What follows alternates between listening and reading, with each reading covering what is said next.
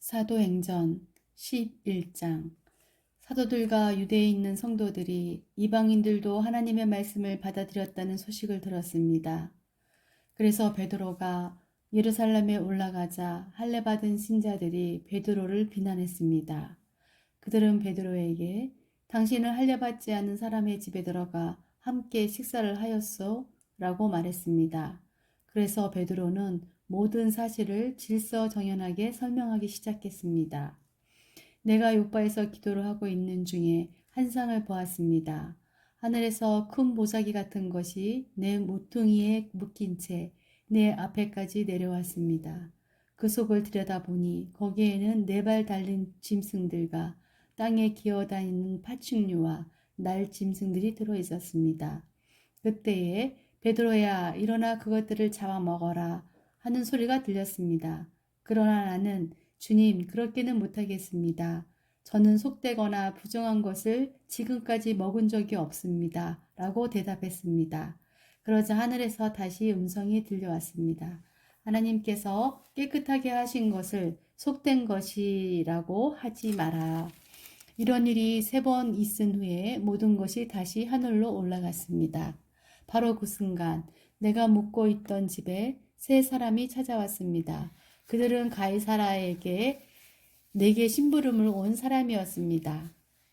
성령께서 나에게 주저하지 말고 그들을 따라가라고 말씀하셨습니다. 여기에 있는 형제 6사람도 나와 함께 고넬료의 집으로 갔습니다. 고넬료는 우리에게 천사를 본 이야기를 해주었습니다. 천사가 그에게 와서 서더니 사람을 요바로 보내어 베드로라 하는 시몬을 데려오너라. 그가 내게 너와 내 온 집이 구원받을 말씀을 전해줄 것이다. 라고 말했다고 합니다. 내가 입을 열어 말하자 성령께서 처음에 우리에게 내리셨던 것과 똑같이 그들에게도 내리셨습니다. 그때 나는 요한은 물로 세례를 주었으나 너희는 성령으로 세례를 받을 것이다 라고 하신 주님의 말씀이 생각났습니다. 하나님께서 우리가 주 예수 그리스도를 믿었을 때에 주신 것과 똑같은 선물을 그들에게도 주셨는데 내가 누구이기에 감히 하나님께서 하시는 일을 막을 수 있겠습니까? 할례 받은 신자들은 베드로의 말을 다 듣더니 더 이상 할 말이 없어졌습니다. 그들은 하나님을 찬양하며 이제 하나님께서는 이방인에게도 생명에 이르는 해결을 주셨다라고 말했습니다. 스데반의 일로 발생한 박해 때문에 많은 신자들이 흩어졌습니다. 그들은 베니게와 키프로스와 안디오까지 피해 가서는 오직 유대인에게만 말씀을 전했습니다. 그들 중에는 키프로스와 그레네 출신 사람이 있었는데 이들은 안디옥에 이르러 그리스 사람들에게도 주 예수님에 관한 복음을 전했습니다. 주님의 손길이 그들과 함께 하셨으므로 많은 사람들이 믿고 주님께로 돌아왔습니다. 이 소식이 예루살렘에 전해지자 교회는 바나바를 안디옥으로 보냈습니다. 그는 안디옥에 도착하여 하나님의 은혜가 내린 것을 보고 기뻐했습니다. 그리고 모든 사람들에게 마음을 굳게 하여 주님을 의지하십시오 라고 격려했습니다. 바나바는 착한 사람이요 성령과 믿음이 충만한 사람이었습니다. 그래서 많은 사람들이 주님께로 돌아왔습니다. 바나바는 사울을 찾으러 다소로 갔습니다. 사울을 찾은 바나바는 사울을 안디옥으로 데려왔습니다. 두 사람은 1년 동안 교회에 머물면서 많은 사람을 가르쳤습니다. 제자들은 안디옥에서 처음으로 그리스도인이라고 불렸습니다. 그 무렵 예언자 몇 사람이 예루살렘에서 안디옥으로 왔습니다. 그 중에 아가보라는 사람이 있었습니다. 한 번은 아가보가 일어나 성령의 감동을 받아 예언하기를 온 세상에 큰 기근이 닥칠 것이라고 말했습니다. 그런데 실제로 글라우디오가 황제가 되었을 때에 기근이 발생하였습니다. 제자들은 자기 형편대로 헌금하여 유대에 사는 형제들을 돕기로 결정하였습니다. 그들은 돈을 모아서 바나바와 사울 편에 예루살렘에 있는 교회의 장로들에게 보냈습니다. 12편. 이 무렵 헤롯 아그리빠 왕은 교회에 속한 몇 사람을 박해하려는 계획을 가지고 그들을 사로잡았습니다. 그는 요한의 형제 야고보를 칼로 죽였습니다. 헤롯은 유대인들이 이 일로 기뻐하는 것을 보고 베드로마저 잡으려 했습니다. 그때는 무교절 기간이었습니다. 헤롯은 베드로를 붙잡아 감옥에 넣고 군인 4명씩 4패에 맡아 지키게 했습니다. 6월절이 지나면 베드로를 끌어내어 사람들 앞에서 재판할 작정이었습니다. 그래서 베드로는 감옥에 갇혔고 교회는 베드로를 위해 하나님께 열심히 기도했습니다. 헤롯이 베드로를 끌어내려던 전날 밤이었습니다. 베드로는 두 군인 사이에서 사슬에 묶인 채 잠들어 있었고 문 앞에는 경비병이 문을 지키고 있었습니다. 갑자기 주님의 천사가 나타나고 환한 빛이 감옥을 비추었습니다. 천사가 베드로의 옆구리를 쳐서 깨우며 어서 일어나라고 말했습니다. 그 순간 베드로의 손목에 매어 있던 사슬이 풀려졌습니다. 천사가 베드로에게 허리끈을 메고 신을 신어라 라고 말하여 베드로는 천사가 시키는 대로 했습니다. 천사는 다시 겉옷을 입고 나를 따라오너라 라고 말했습니다. 베드로는 천사를 따라 밖으로 나가면서도 천사가 하는 일이 꿈인지 생시인지를 알지 못했습니다. 베드로는 자기가 환상을 보고 있다고 생각했습니다. 천사와 베드로가 첫 번째 경비병과 두 번째 경비병을 지나 성으로 통하는 철문에 이르자 철문이 저절로 열렸었습니다. 그들이 문을 나와 거리를 한 구역 걸을 때에 갑자기 천사는 베드로를 떠나 어디론가 사라져 버렸습니다.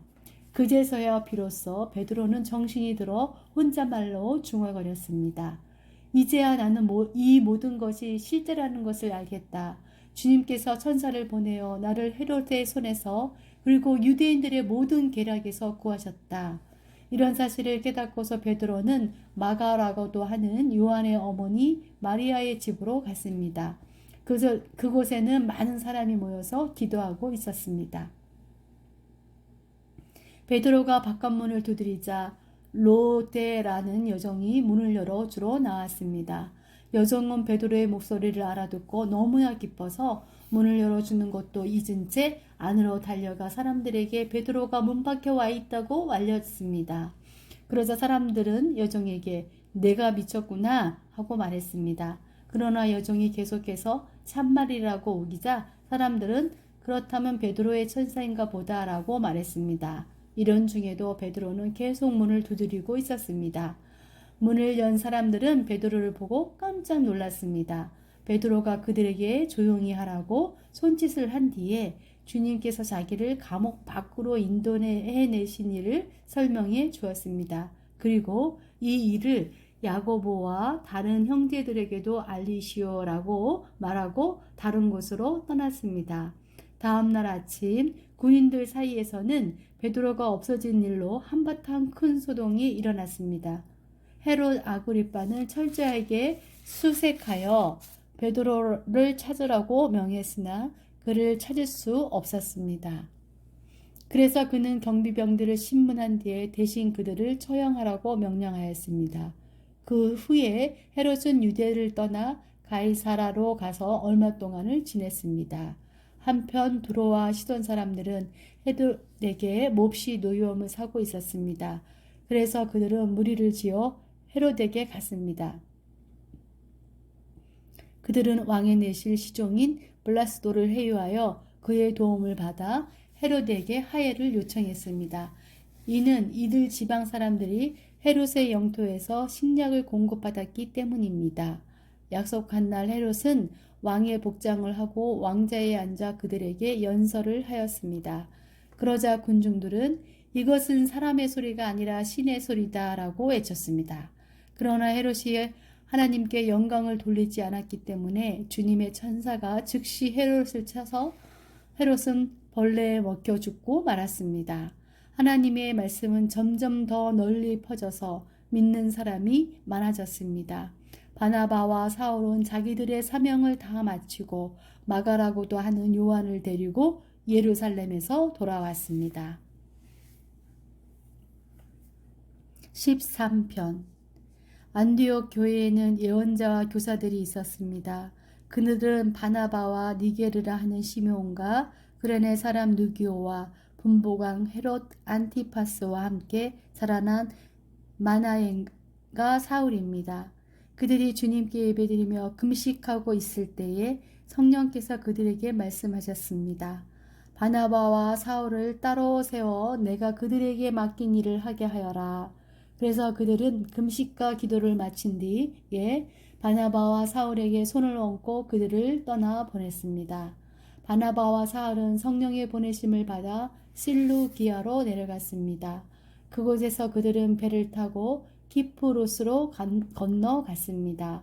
그들은 살라미에 이르러 유대 사람의 땅에서 하나님의 말씀을 전했습니다. 마가 요한도 그들을 돕기 위해 함께 갔습니다. 그들이 그 섬을 다 돌고 바보에 도착했습니다. 거기서 바 예수라고 하는 유대인 마술사를 만났는데 그는 거짓 예언자였습니다. 바 예수는 총독 서기오 바울 곁에 늘 붙어 있었습니다. 서기오 바울은 영리한 사람이었습니다. 그는 바나바와 사울을 불러 하나님의 말씀을 듣고 싶어 했습니다. 그런데 엘루마라고도 하는 그 마술사가 바나바와 사울의 일을 방해하며 총독이 예수님을 믿지 못하게 애를 썼습니다. 그러나 바울이라고도 부르는 사울이 성령이 충만하여 마술사를 노려보며 이렇게 말했습니다. 너 악마의 자식아, 너는 모든 정의의 원수다. 너는 악한 속임수와 죄악으로 가득 차 있다. 주님의 바른 길을 굽게 하는 것을 그치지 못하겠느냐? 이제 주님께서 손으로 너를 치실 텐데 그러면 내 눈이 멀어 얼마 동안 너는 햇빛조차 보지 못할 것이다. 그러자 곧 안개와 어둠이 그에게 내려 그는 앞을 더듬으면서 자기 손을 붙잡아 줄 사람을 찾았습니다. 총독이 이 모습을 보고 주를 믿게 되었습니다. 그는 주님에 관한 가르침에 깊은 감명을 받았습니다. 바울과 그 일행은 바보에서 배를 타고 밤빌리아에 있는 버가로 갔습니다. 그곳에서 마가 요한은 그들을 떠나 예루살렘으로 돌아갔습니다. 그들은 버가에서 더 나아가다가 비시디아의 안디옥에 이르게 되었습니다. 안식일에 그들은 회당에 들어가 앉았습니다. 회당장들은 율법과 예언자들의 글을 읽은 후에 바울과 바나바에게 전가를 보내어 형제들이여 이 사람들에게 건면해주고 싶은 말이 있으면 하시오라고 말했습니다. 바울이 자리에서 일어나 손짓을 해가며 말했습니다. 이스라엘 사람들 그리고 하나님을 경외하는 이방인 여러분, 제 말에 귀를 기울여 주십시오. 이스라엘 백성이 하나님께서 우리 조상들을 선택하셨습니다. 우리 조상들이 이집트에 있을 때에 하나님께서 그들을 큰 민족으로 높여주셨고 큰 능력으로 그들을 그곳에서 인도해 내셨습니다. 그리고 광야에서 40년 동안 그들이 행한 일을 참으셨으며 가나안 땅에서 7민족을 쫓아내시고 그들의 땅을 이스라엘 백성에게 유업으로 주셔서 약 450년간 차지하게 하셨습니다.